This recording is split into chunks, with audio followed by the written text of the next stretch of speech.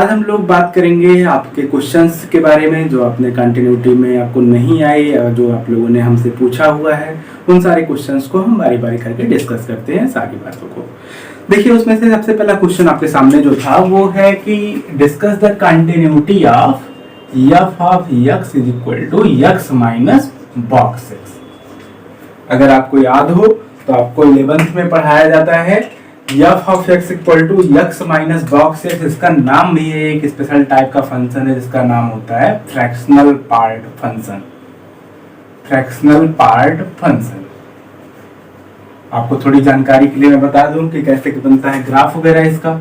Box x greatest integer function, जिसके बारे में अगर आपको पता हो तो कि ये x कैसे होता है, इसकी वैल्यू होगी x if x is belonging to integers.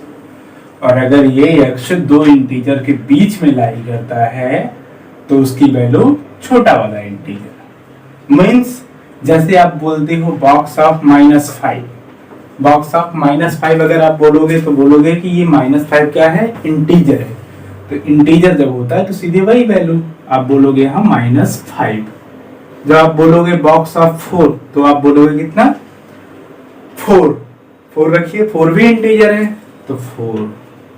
लेकिन जैसे ही आप बोलते हो 4.2 तो 4.2 अब कहाँ लाई करता है, 4.2 दो इंटीजर के बीच में लाई करता है।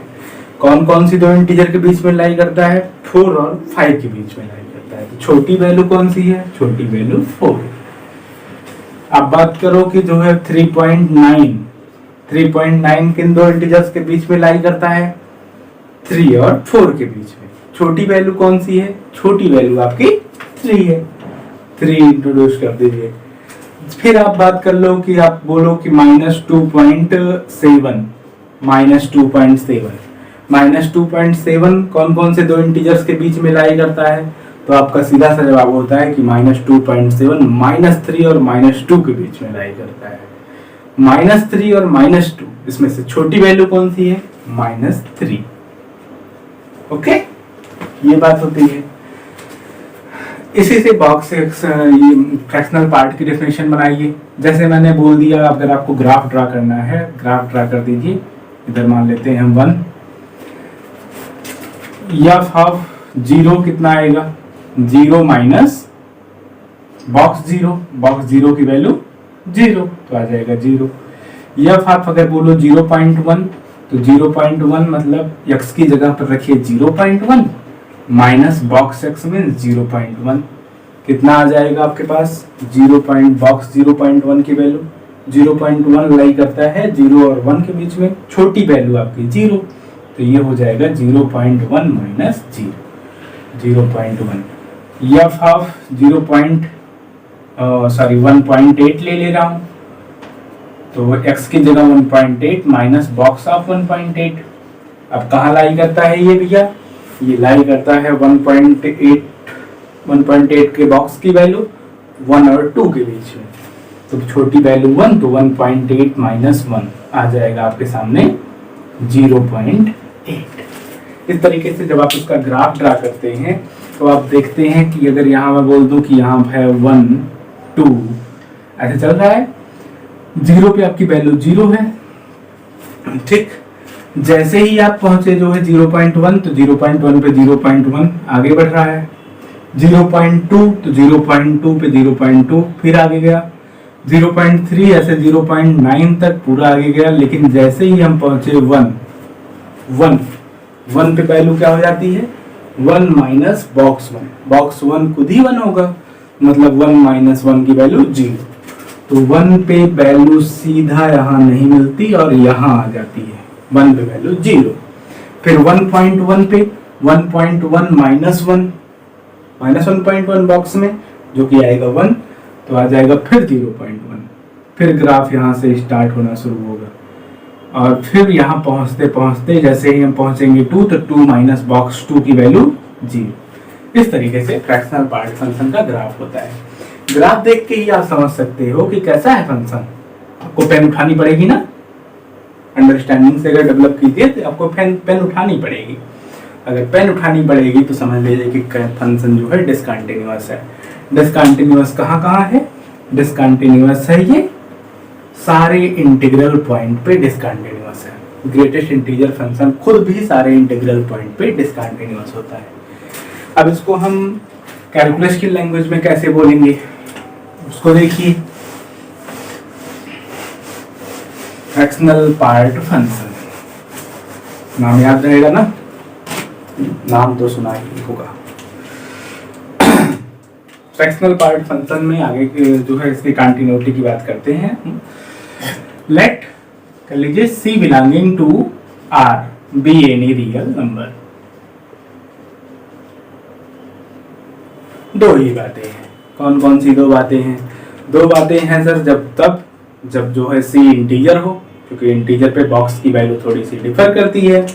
एक केस बनता है तब जब सी की वैल्यू इंटीजर के अलावा कुछ हो। तो जैसे देखें let C belonging to Z, हाँ ये case first, when C belongs to Z, जब सी की वैल्यू इंटीजर से हो। अब इंटीजर पे जैसे मैं बात करूं बॉक्स फंक्शन के लिए, इंटीजर की बात करूं तो 1 पे जब आप देखते हो 1 से जरा सा भी लेस हुआ, मतलब 0.99 हुआ तो वैल्यू चेंज। 1 से जरा सा भी अप हुआ, 1.0001 हुआ तब भी वैल्यू चेंज। तो इसका मतलब अगर आप इंटीग्रल वैल्यू की बात करते हो तो इंटीग्रल वैल्यू में कंफ्यूजन है लेफ्ट हैंड लिमिट और राइट हैंड लिमिट में।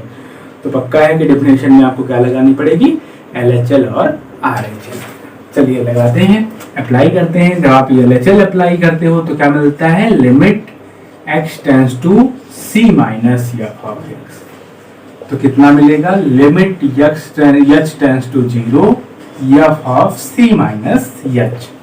और c माइनस h को भैया क्या बोलोगे, c minus h limit h tends to 0 c minus h minus box of c minus h। ठीक है, एक नंबर लाइन प्लॉट कर लीजिए समझने के लिए। यहाँ कोई नंबर है c, ओके, जो कि इंटीजर है। पक्का है यहाँ क्या रहा होगा भैया, c माइनस 1 उसके पिछला इंटीजर। यहाँ क्या रहा होगा, c प्लस 1 उसके आगे वाला इंटीजर। इंटीजर्स तो जो है सक्सेसर और प्रेसिडर के फॉर्म में चलते रहते हैं, 1 प्लस और 1 माइनस करते हुए।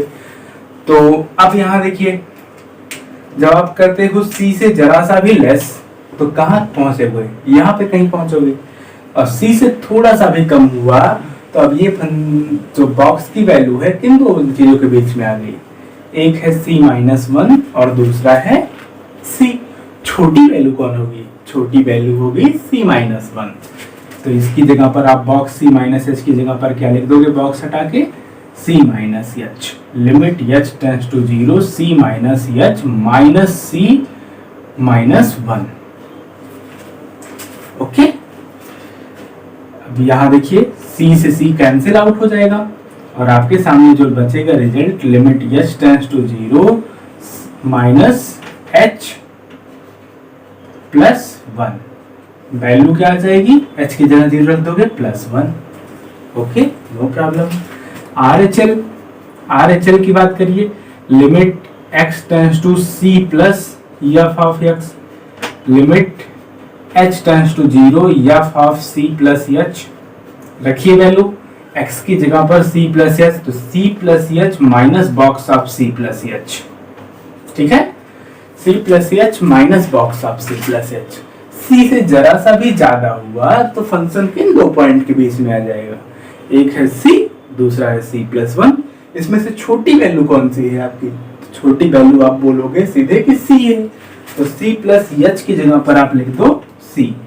तो लिमिट h टेंड्स टू 0 और c plus h minus c, c से c कैंसिल आउट, क्या आ गया, h की जगह 0 रख दोगे तो आ जाएगा g।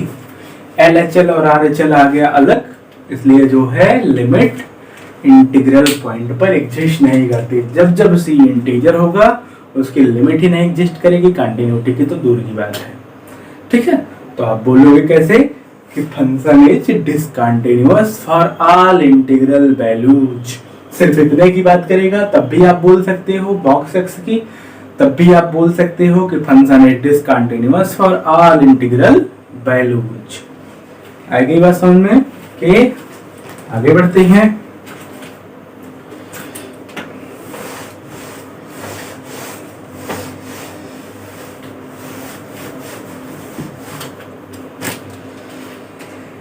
अब जो है आपके लिए सामने मैं क्वेश्चंस लेके आऊं, तो f of x equal to है x square sine 1 by x if x not equal to 0, और ये है एक 0 if x equal to 0। Okay, देखिए इसके कंटिन्यूटी की बात करनी है, पूरी नंबर लाइन पे बात करनी है। चलिए कर देते हैं। केस फर्स्ट, दिक्कत सिर्फ 0 पे है, सिर्फ 0 पे बात कर लीजिए। क्वेश्चन में लिमिट x टेंड्स टू 0, जब लिमिट x जो है टेंड करे 0 को, f ऑफ x, तो जब 0 के इक्वल नहीं है, 0 के इक्वलिटी का मतलब f ऑफ 0 की वैल्यू, और टेंड करने का मतलब इसमें से कुछ हो सकता है। चलिए कैलकुलेट करते हैं। Limit x tends to 0 x square sine 1 by x. Okay, limit x tends to 0 x square sine 1 by x. Sine function ना, साइन फंक्शन आपको याद हो तो मैंने आपको एक लेक्चर में पहले ही बताया है कैसा फंक्शन होता है, बाउंडेड फंक्शन। लोअर साइड से ही बाउंड, अपर साइड से ही बाउंड, मतलब -1 अपर लिमिट +1। तो इसके लिमिट की वैल्यू ऑसिलेटरी लिमिट होती है, oscillatory limit. An oscillatory limit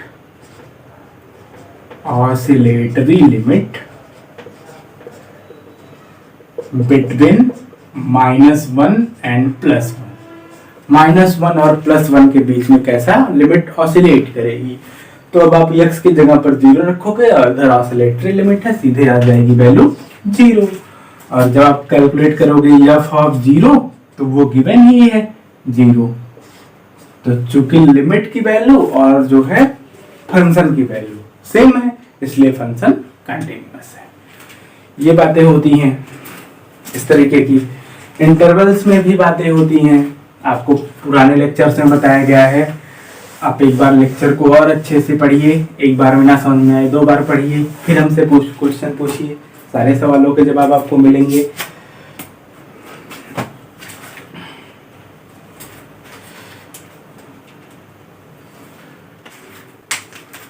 आपके सामने एक सवाल हम और उठाते हैं एग्जांपल के तौर पे।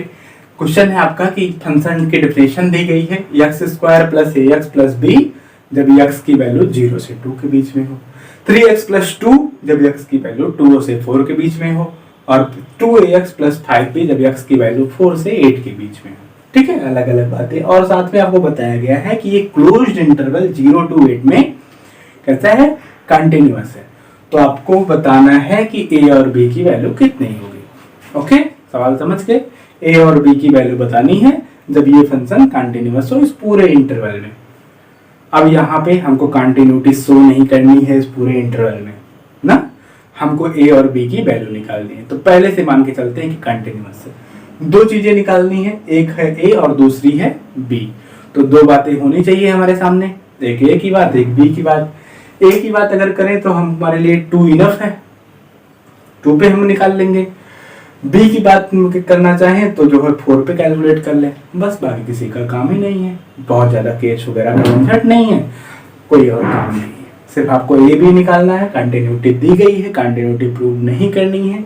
अगर कंटिन्यूटी आपको शो करनी होती तो आपका काम कैसा होता, तो आप यहाँ पे भैया बोलते अलग अलग केस बनाते। देखिए क्लोज्ड इंटरवल 0 to 8 है, तो आप बोलोगे कि कोई c लोगे पहले।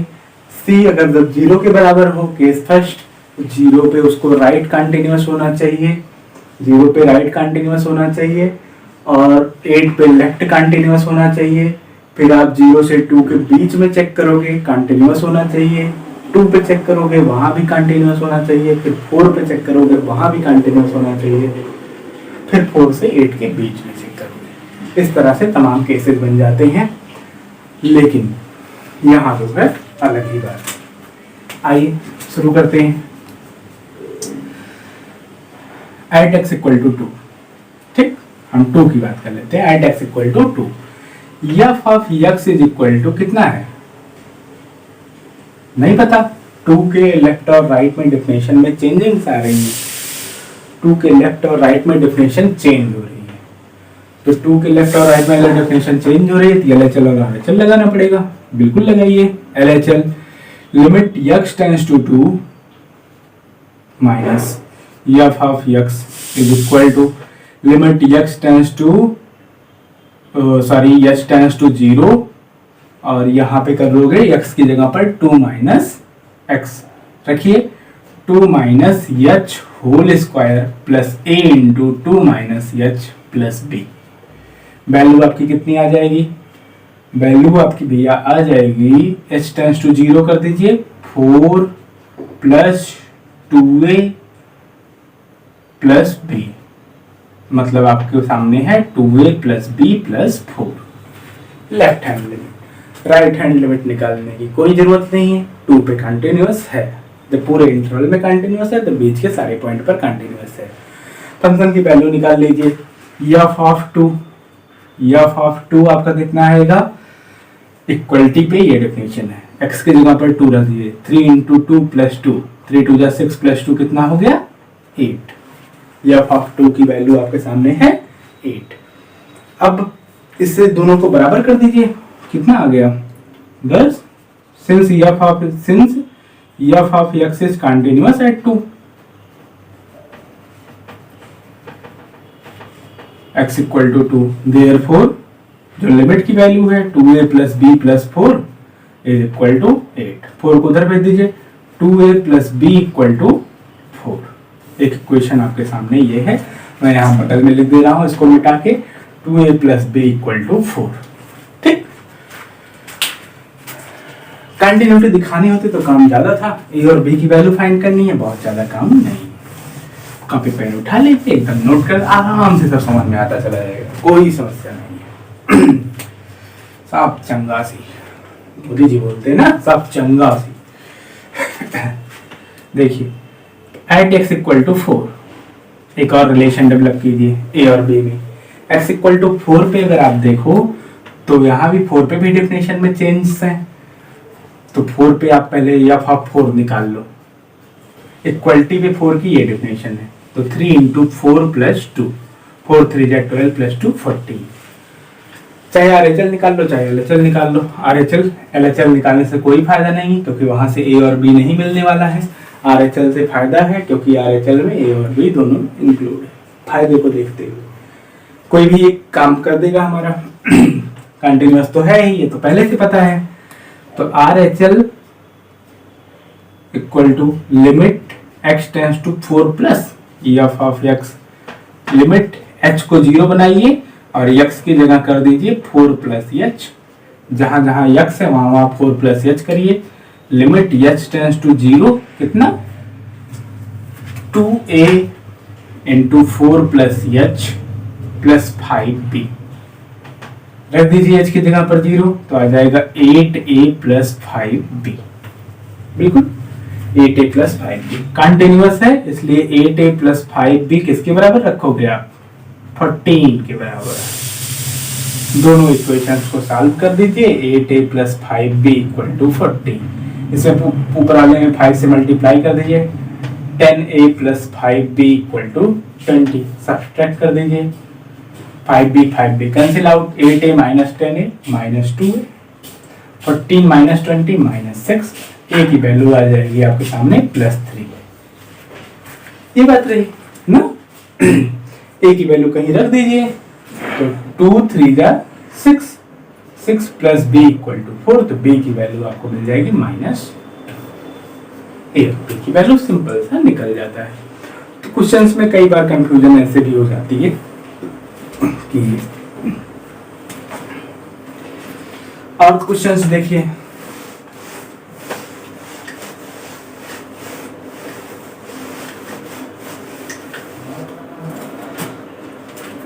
अब जो है आपके सामने एक क्वेश्चन में लेके आ रहा हूँ, f of x equal to sine of mod x।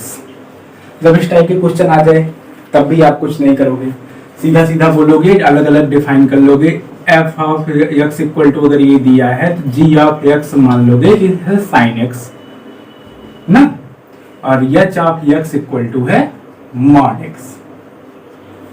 ठीक है, अब देखिए g o h of x जरा डिफाइन कीजिए।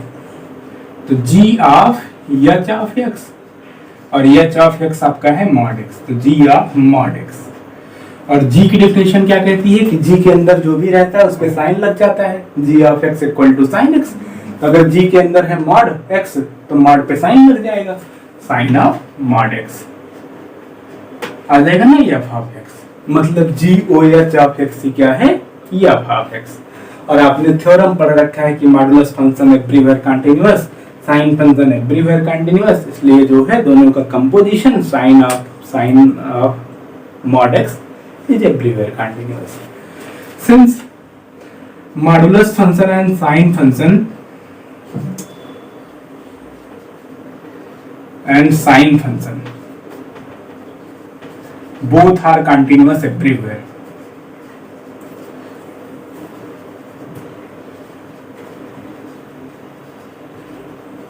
hence sine of mod x is also continuous everywhere। बस सिंपल सी बात हो जाती है जब इस तरीके की बातें करता है। कई बार आपसे थोड़ा सा और भी पूछ लेता है, एक क्वेश्चन और इसी तरीके के करते हैं। आपके एनसीईआरटी में भी ये सारी प्रॉब्लम्स हैं और जहाँ भी पूछी जाती है कुछ ऐसे ही पूछी जाती है, कोई समस्या है नहीं।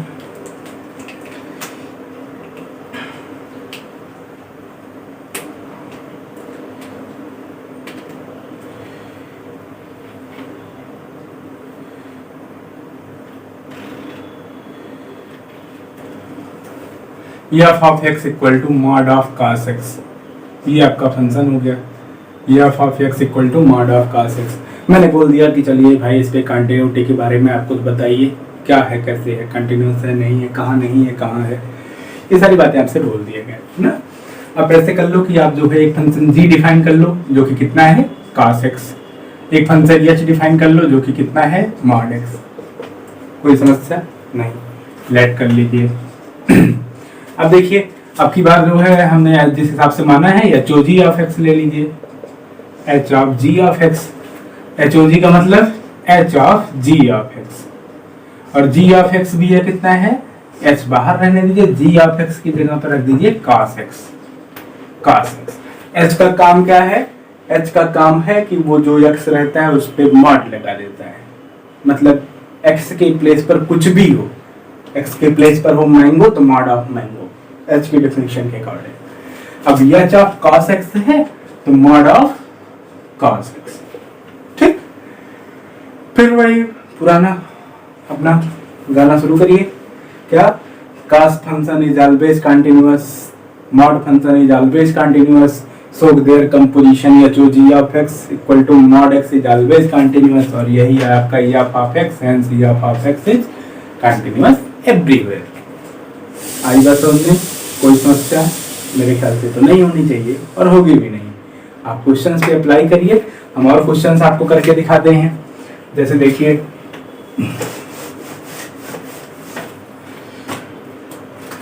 एफ ऑफ एक्स हमने आपको दे दिया 1/x+2, डिस्कस द डिसकंटिन्यूटी ना, discuss continuity, continuity f of x is also for f of x। देखिए थोड़ा सा इधर उधर करता है और क्या। अब इस फंक्शन के बारे में बताइए कुछ, ये फंक्शन कैसा है। ये फंक्शन ऐसा है कि ये x इक्वल टू -2 पे एग्जिस्ट नहीं करेगा। तो जब आप 1 यहाँ रख दोगे -2 तो क्या बोल दोगे, -2 + 2 0, तो 1/0 मतलब इन्फिनिटी। फंक्शन एग्जिस्ट नहीं किया। अगर फंक्शन भी एग्जिस्ट नहीं किया तो मतलब क्या हुआ कि उस पॉइंट पर डिसकंटिन्यूअस है। F of x is discontinuous, बाकी हर जगह कंटिन्यूअस है। आपको बताया कि कोशेंट फंक्शन जो होता है अपने डोमेन में कंटिन्यूअस होता है और इसके डोमेन में -2 नहीं है, इसलिए जो है discontinuous at x equal to -2। Now जरा चलिए कैलकुलेट कर ले f of x। Okay, f of x की वैल्यू अंदर वाले की रखिए तो 1/x + 2। अब इसके बाहर फंक्शन अप्लाई होता है। जब यफ अप्लाई होता है तो यफ का रूल क्या है कि वो जो अंदर की क्वांटिटी रहती है उसमें 1 अपान करके +2 कर देता है। यफ के रूल के अकॉर्डिंग 1 अपान करके जो अंदर की क्वांटिटी कितना है 1 अपान x + 2 उसमें +2 कर देगा। कोई दिक्कत नहीं होनी चाहिए। 1 अपान इधर 1 + 2x + 2 2 जा 4 अपान x + 2। x + 2 ऊपर भेज दीजिए, नीचे 2x + 5। ये चीज बनी आपकी। अब ये बताइए कहाँ पे जो है एग्जिस्ट नहीं करेगा, जब 2x + 5 जो है 0 के इक्वल हो। मतलब x = here 2x + 5 not equal to 0, मतलब x नॉट इक्वल टू -5/2। तो f ऑफ x जो है वो x = -5/2 पे डिसकंटिन्यूअस है। ये रही इसकी बात।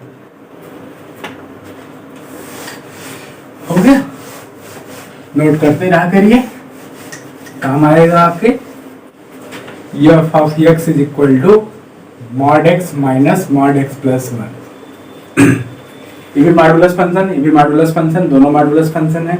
इन्फिनिटी होने का कोई चांस नहीं है, इसलिए जो है ये कंटिन्यूअस है ना, सिंपल सी बात होती है। तो इसलिए जो है छोटी छोटी बातों को भी हम बाय स्टेटमेंट बोल देते हैं कि ऐसा फंक्शन है वैसा फंक्शन है, थ्योरम्स का यूज करते हुए। ठीक है, थ्योरम्स हमने पढ़ रखी है, mod function, continuous everywhere, sine function, cosine function, ये सारी बातें। जैसे आपको सामने मैंने क्वेश्चन ले लिया कि f of x = cos x, prove करिए कि ये कंटिन्यूअस है एवरीवेयर। चलिए प्रूव करते हैं। Let c belonging to r be any real number.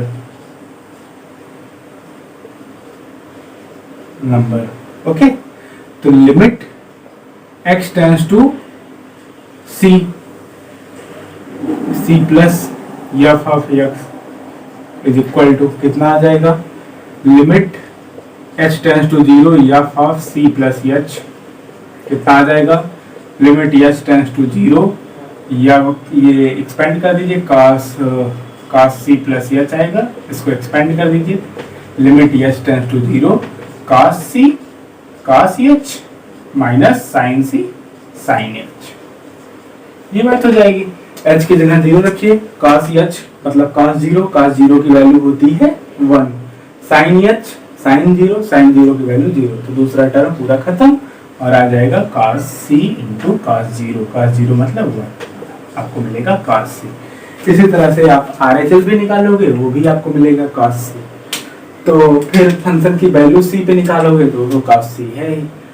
तो जब ऐसी बातें होती है तो बोल देते हैं कि फंक्शन जो है सारे कंटिन्यूअस है एवरीवेयर। ये रही हमको जो है कंटिन्यूटी की बात। अब मैं आपको अगला टॉपिक स्टार्ट करूंगा नेक्स्ट लेक्चर से, डिफरेंशिएबिलिटी, और फिर चलेगा डिफरेंशिएशन, जो कि थोड़ा सा लेंदी है। फिलहाल इंटीग्रेशन जितना लेंदी नहीं है लेकिन लेंदी है। डिफरेंशिएशन की पूरी नोट्स मैंने अपने टेलीग्राम चैनल पे पोस्ट कर दी है, आप वहां से जाएं, उसको डाउनलोड कर लें। पूरा PDF है, काफी लंबा, सारे क्वेश्चंस लगे हुए हैं, बहुत ही अच्छे से एक्सप्लेन किया गया हुआ है सारी बातों को। PPT के फॉर्मेट में है, छोटा छोटा है, देख के बड़ा देख के घबराइएगा मत, अंदर का मटेरियल काफी छोटा छोटा है, एक पेज में बहुत ही कम चीजें हैं। तो वहाँ से आप डाउनलोड करके उसको पढ़ते रहिए। और भी जो प्रॉब्लम्स हों आप उसको जो है मेरे ईमेल अकाउंट जो कि नीचे दे दिया गया है, आप उस पर सेंड कर सकते हैं। टेलीग्राम चैनल को भी आप ज्वाइन कर सकते हैं, मैं नीचे आपको लिंक दे दूंगा डिस्क्रिप्शन में। और जुड़े रहिए, पढ़ते रहिए, मस्त रहिए, खुश रहिए। धन्यवाद।